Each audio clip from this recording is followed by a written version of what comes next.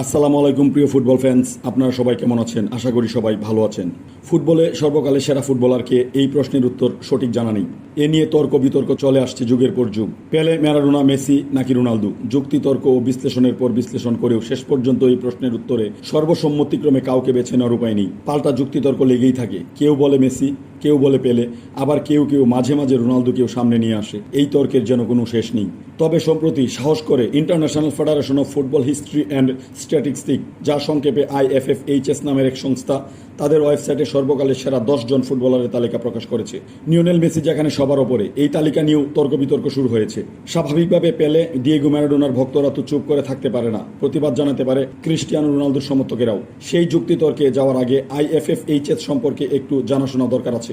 German chemist ও খেলাধুলার ইতিহাসবিদ Alfred পুগে 1984 সালে লাইপজিগে IFFHS প্রতিষ্ঠা করেন। এই সংস্থাটি ফুটবলের পরিসংখ্যান, রেকর্ড ও ইতিহাস সংরক্ষণ করে। ফিফার সঙ্গে এই সংস্থার কোনো অধিভুক্তি নেই, তবে ফুটবলের নিয়ন্ত্রক সংস্থাটি ওয়েবসাইটে IFFHS এর দেওয়া বিভিন্ন পুরস্কার ও রেকর্ডের স্বীকৃতি আছে। 211টির বেশি ফুটবল খেলা দেশগুলোর প্রতিনিধিত্ব করছে IFFHS। বার্ষিকভাবে বিভিন্ন পুরস্কার, যেমন বিশ্বের সেরা রেফারি, ক্লাব কোচ, জাতীয় দলের coach, goalkeeper, playmaker, team of the year, এই সমস্ত পুরস্কার দিয়ে থাকে এই সংস্থাটি।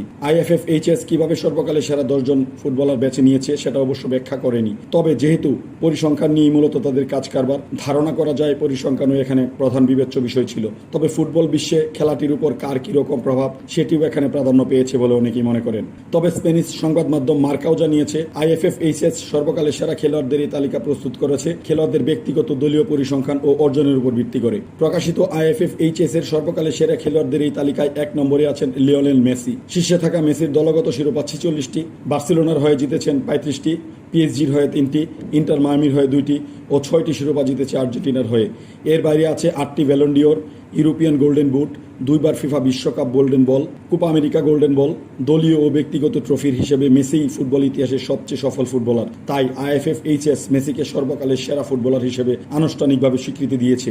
IFFHS এর সর্বকালের সেরা ফুটবলারদের তালিকায় দ্বিতীয় স্থানে আছেন পেলে। পেলের শিরোপা সংখ্যা মেসির তুলনায় বেশ কম। মার্কা 2022 সালে পেলের মৃত্যুর পর প্রকাশ করা প্রতিবেদনে জানিয়েছিল, কেরিয়ারে 29টি শিরোপা জিতেছে পেলে। তবে ব্রাজিলিয়ান এই কিংবদন্তির চেয়ে বেশি বিশ্বকাপ কেউ জিততে পারেনি। পেলে যখন খেলতেন তখন ব্যালন ডিওর শুধু ইউরোপিয়ানদের দেওয়া হতো। তবে ব্যালন ডিওর যারা দেয়, সেই ফ্রান্স ফুটবল সাময়িকী 2015 সালে একটি বিশেষ সংস্করণে জানিয়েছিল, পেলে তার কেরিয়ারে 7বার ব্যালন ডিওর পেতে পারতেন। আর্জেন্টাইন কিংবদন্তি ও 86 বিশ্বকাপের মহানায়ক ডিয়েগো ম্যারাডোনা তালিকার তৃতীয় স্থানে আছেন। ক্লাব ও জাতীয় দল মিলিয়ে মোট 11টি শিরোপা জিতেছে এই কিংবদন্তি। শিরোপায় পিছিয়ে থেকেও তৃতীয় স্থানে ম্যারাডোনাকে বেছে নেওয়ার কারণ সম্ভবত খেলাটিতে তার প্রভাব। প্রায় একাই দেশকে বিশ্বকাপ জেতানো, একাই নেপোলির মতো ক্লাবকে বিশ্ব সেরাদের কাতারে তুলে আনা, এই সমস্ত অবদানের জন্য ফুটবল ইতিহাসে ম্যারাডোনা অবশ্যই হয়ে থাকবে। তালিকায় 4র্থ স্থানে আছে ক্রিস্টিয়ানো রোনালদো। তবে মার্কা জানিয়েছে, রোনালদোর 4র্থ স্থান নিয়ে সমালোচনা হচ্ছে, কারণ ক্লাব ও জাতীয় দল মিলিয়ে রোনালদো ইতিহাসের সর্বোচ্চ গোলদাতা, যিনি সব মিলিয়ে 935টির বেশি গোল করেছেন এবং দলগতভাবে শিরোপাও জিতেছেন 35টি। এ ব্যাখ্যায় সম্ভবত উঠে আসবে বিশ্বকাপ জিততে না পারা। সর্বকালের সেরাদের তালিকায় শীর্ষে থাকা 3 জনই বিশ্বকাপ জিতেছেন নিজ নিজ দেশের হয়ে, যেটা রোনালদো এখনো পারেনি। তবে পর্তুগালকে ইউরোকাপ জিতিয়ে ইউরোপ সেরা হয়েছেন ক্রিস্টিয়ানো রোনালদো। IFFHS এর তালিকায় 5ম স্থানে আছেন ডাচ ফুটবলার জোহান ক্রুইফ। এই কিংবদন্তি ডাচদের বিশ্বকাপ জেতাতে পারেনি, কিন্তু আন্তর্জাতিক ও ক্লাব ফুটবলে তার প্রভাব ও অবদান অসামান্য। 70 দশকে আয়াক্সকে টানা 3বার ইউরোপ সেরা বানানো এবং ক্লাবটিকে বিশ্ব সেরাদের কাতারে তুলে আনার পাশাপাশি ফুটবলের কৌশলেও অবিস্মরণীয় অবদান রাখেন 74 বিশ্বকাপের ফাইনাল খেলা জোহান ক্রুইফ। তালিকায় 6ষ্ঠ স্থানে আছেন রোনালদো নাজিরিও। ব্রাজিলের হয়ে 2বার বিশ্বকাপ জিতলেও চ্যাম্পিয়ন্স লিগের পদক নেই তার। 7ম স্থানে থাকা জিনেদিন জিদান অবশ্য ফ্রান্সের হয়ে বিশ্বকাপ জয়ের পাশাপাশি চ্যাম্পিয়ন্স লিগও জিতেছেন রিয়ালের হয়ে।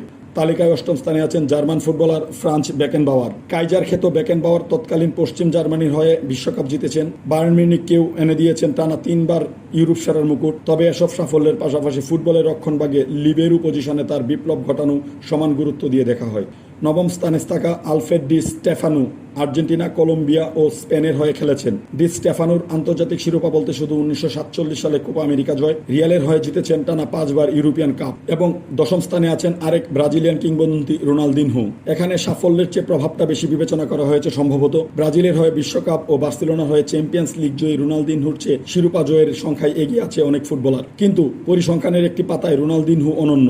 একমাত্র খেলোয়াড় হিসেবে জিতেছেন বিশ্বকাপ, Copa America, Confederation Cup, Champions League, Copa Libertadores লুয়েস ও ব্যালন্ডিওর। মানে দেশের হয়ে বিশ্বজয়ের মুকুটের পাশাপাশি উপমহাদেশীয় শ্রেষ্ঠত্বের শিরোপা, আন্তঃমহাদেশীয় শিরোপা, ক্লাব ফুটবলে 2 মহাদেশের শ্রেষ্ঠত্বের শিরোপা এবং ব্যক্তিগত সেরা শিরোপাও জিতেছেন এই কিংবদন্তি। এর বাইরে তার আরেকটি প্রভাবও অনন্য। মাঠে রোনালদিনহো যে আনন্দ নিয়ে খেলেছেন এবং দর্শকদের যেভাবে আনন্দ দিয়েছেন সেটা অবিস্মরণীয়। বল পায়ে তিনি মাঠে অসামান্য নৈপুণ্য দেখিয়েছেন। IFFHS এর সর্বকালের সেরা এই তালিকায় আর্জেন্টাইন ও ব্রাজিলিয়ানের 3 জন করে, জার্মান, ফ্রান্স, নেদারল্যান্ড ও পর্তুগাল থেকে 1 জন করে ঠাঁই পেয়েছেন। আর 10 জনের মধ্যে বিশ্বকাপ জয়ী ফুটবলার আছেন মোট 7 জন। কিন্তু প্রশ্ন থেকেই যায়, আপনার চোখে কে সর্বকালের সেরা?